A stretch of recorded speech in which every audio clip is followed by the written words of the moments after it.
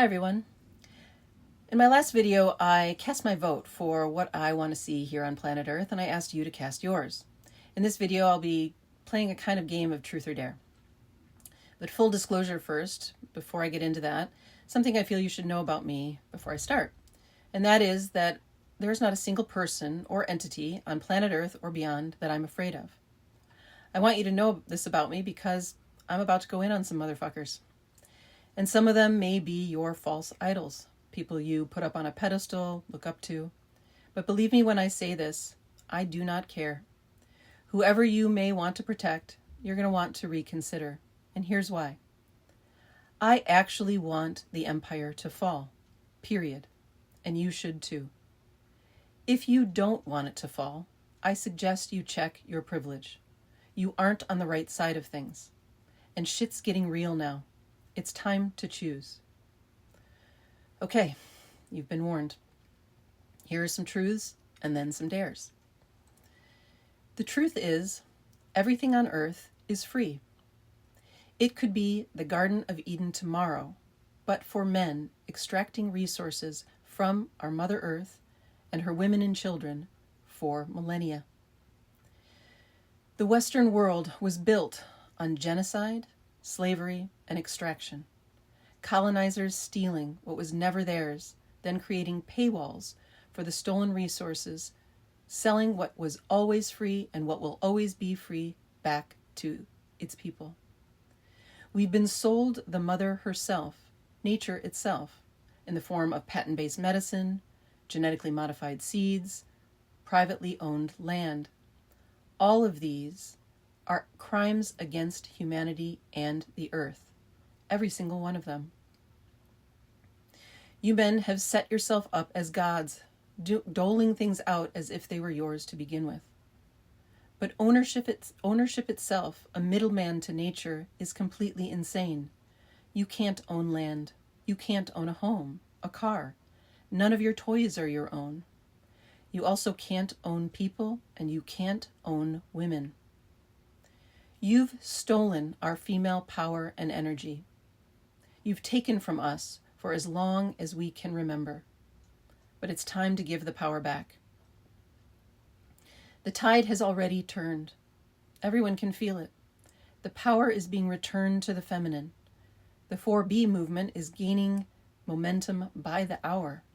It's a modern-day Lysistrata.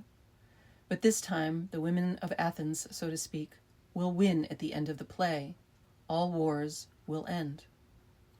We are living in the fall of Rome. It never actually fell before. Men, this is your worst nightmare. I know it's the thing you think about all the time.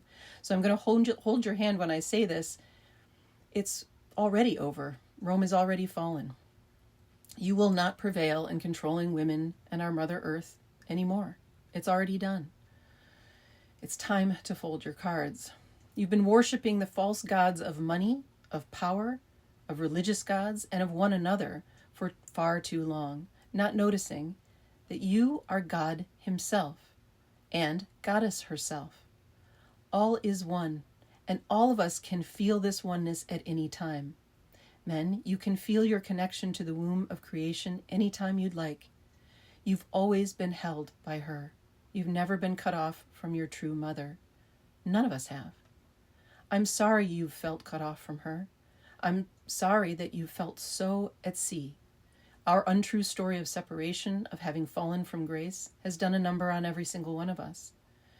But it's actually a cosmic joke because, as St. Francis said, what's looking is what you're looking for. The Divine Mother is looking out of your very eyes. You are her. She is you. You were never cut off. But in feeling cut off, in feeling separate, in your lost boy ways, you've attempted to make yourself useful in order to connect with her, instead of actually being useful. You men, and those who embody the masculine, including non-binary and two-spirit people, are actually useful when you serve the feminine, period. It's not the other way around. That is your purpose, men and those who embody the masculine, to serve the feminine. We women and feminine embodied people, the creators of life, whether we have a child or not, We are the creative force, the visionaries, and the life force itself. And we need your service. We need it now when womankind is waking up from her slumber, from the spell she's been under for millennia. We, the feminine, have allowed ourselves to be strip-mined, enslaved, and abused for far too long. We're now completely exhausted, enraged, and fed up. So we're done. And you need to choose. Will you defend the horror show that is Western civilization? Or will you surrender and give the power and resources to the women where it's always belonged? If you choose surrender, awesome. Amazing. Thank you. Give us your sword. And, like the Knights of the Round Table, you'll be given your assignments. If you don't surrender, I challenge you. I dare you to meet with me. Do you remember how Elon dared Mark to meet him at the Colosseum for hand-to-hand combat? Well, I'm doing the same. Any time, any place, head-to-head combat, or rather, heart-to-heart combat. I also want to challenge some specific people. I have created a kind of kill sheet, metaphorically speaking. I'm going to read that kill sheet, but first I want to say a general statement, a suggestion, a request to all of the men. My overall message is to simply stop pulling focus. Decenter yourself and put the focus on women, children, and the Mother Earth. Ask the women and girls around you how you could help them, serve them, and honor them. Then shut up and listen. Okay, on to the specific challenges. White man number 1. Dr. Zach Bush, you created an Institute of Natural Law last year. This was a really bonkers idea because I know you know that Mother Earth herself is the Institute of Natural Law. She doesn't need another godforsaken institute. Additionally, you didn't actually create the institute. By calling it the Institute of Natural Law, you basically said that you were creating the Chicago Bulls of wisdom keepers. But not only did you not assemble the team or manage it, you gave the assembly, management, and coaching over to the cheerleaders. That is, your marketing women. It was not appropriate. That's not their job. Zach, I challenge you to build a real commons, a free platform on all the ways to live naturally, according to natural law. And then that ancient dirt you're selling, let's give that away for free too. Charles Eisenstein, number 2. You advised Bobby Kennedy in his campaign, and then you had the audacity, when you were done at your post, to say you were glad to be out of politics. You know good and well you're never out of politics. You need to get off your high horse, Charles. Join a grassroots movement. GeneralStrikeUS.com is a good place to start. Also, The More Beautiful World Your Heart Knows Is Possible, the title of your book, that beautiful world is run by women. Lastly, stop having Stella read your Substack comments. It's childish. Number 3, Dr. Jordan Peterson. Jordan, you speak of the devouring mother, but I haven't heard you speak of the divine mother, because I don't think you know her. She is Mother Mary, Mary Magdalene, Kali, Isis, Oshun, White Buffalo Woman, Kuan Yin, Sophia, and Gaia herself. She is also all the wise women you know, but where are they in your circle, Jordan? Why is it always another white man at your microphone? And if I can speak to your daughter Michaela for a moment, girl, you've got to metaphorically kill your father. You've got to resolve that Electra complex for yourself. If you need help with that, you give me a call. Number 4, Eric Weinstein. You talk all the time, Eric, about KFAB. You are doing KFAB. You're playing a whistleblower on TV, but you're not actually whistleblowing. You don't actually call anyone out or throw a punch. Throw an actual punch. Name some names. Number 5 is a group. Eckhart Tolle, Adyashanti, Jeff Foster, and other white, male, spiritual, and non-dual teachers. Where is your advocacy for the fall of the West? The Dalai Lama himself said that Western women would be the ones to change things. It's time to give us your microphones. Okay, on to the men with those big microphones. Joe Rogan. It's great you had Cat Williams on. What about Monique, Jaguar Wright, and Allie Carter? When will you focus on the children, on the women, on those being trafficked right now? And how about calling out some of your pals, like your boy Matt Walsh? Joe, are you down with one of your daughters needing to bring a child to term when she's been raped?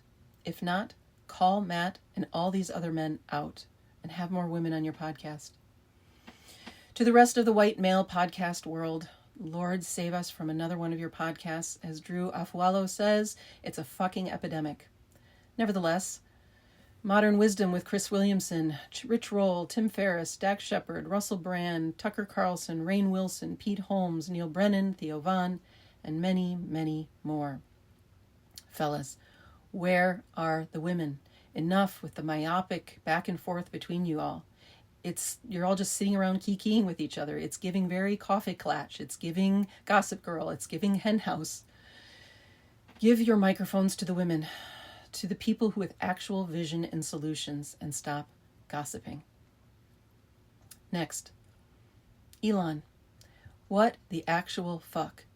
You are a prepubescent boy playing with the ugliest trucks known to man and shooting off bottle rockets into space, strip mining the most resource-rich places on the planet, okay with child labor on your conscience. Sit down, shut up, and start listening. I don't care who your master is. He's not a god, and neither are you. On to the women. White women. It's time to stop playing dumb, to stop playing the victim, and to learn. I'm speaking generally here, of course, but your overall lack of awareness of global affairs, of what's really happening in this world, is embarrassing. Learn. Wake up. It's also time to stop apologizing for these men. Go find Princella the Queenmaker and the YV edit on TikTok and get educated and ready to work with your sisters. I love you all, but it's time to grow up. I'm also challenging two particular women. Lynn Twist, an American white woman, and Amma, an Indian woman who's often called the hugging saint. These women have collected and given away more money to the poor, to women and children, to orphanages, than anyone on planet Earth. Thank you both for your service. However, you've both exhibited what could be called sympathy for the devil, for the men of the cloth. Lynn, Mother Teresa convinced you to sympathize with the oppressor, and thus with the system itself. No, we can have compassion for the devil, for the ultra-wealthy, for our oppressor, but we have to stand up to them. We have to tell them no. Amma, you've met with the Pope. He is the face of the devil. He does not wish the people well. Do not keep his company. We need to channel Mother Kali now. She chops off their heads first. That is how Shiva, the divine masculine, comes to lay at her feet. I challenge both of you to stop indulging the empire completely. Which leads me to my last call-outs. Robert Kennedy Jr., you said and did everything right. You've been an advocate for women, children, and Mother Earth. Then you declared yourself a Zionist. Bobby, you need to let go of Zionism. It's a psyop. Zionism has nothing to do with the Jewish people, the Jewish faith, and Jewish traditions. Look to our Hasidic brothers and sisters for their guidance. They have been protesting the war and the genocide in Palestine since Israel was created. And finally, Pope Francis. Hi. Now, Francis, you and I both know you aren't the real Pope, that you are the main stage puppet, and that there is a man or an entity behind the curtain of the Vatican. Knock, knock. Dorothy is here to pull the curtain back. I'm at the gates of the Emerald City, and I will be coming in. I hear you're called the Black Pope. I don't actually care what you're called. Maybe the Balrog, Lucifer, Baphomet. It doesn't matter. I'm still calling you out. This time, I don't come to you. You come to me. Or perhaps my army will come to you. Okay, last one. Stephen Colbert, Mr. Funnyman, whom I used to adore. How dare you defend these despicable men of the Catholic Church? Okay, that's about it.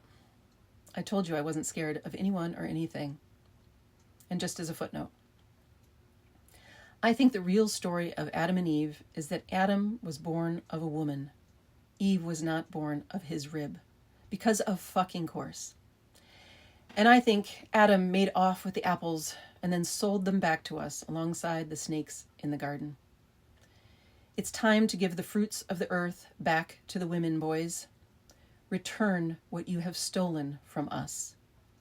Remember that line in Time Bandits when the floating male head is going down the corridor or the portal saying, "Return what you have stolen from me"? Well, now it's an embodied woman saying it right back.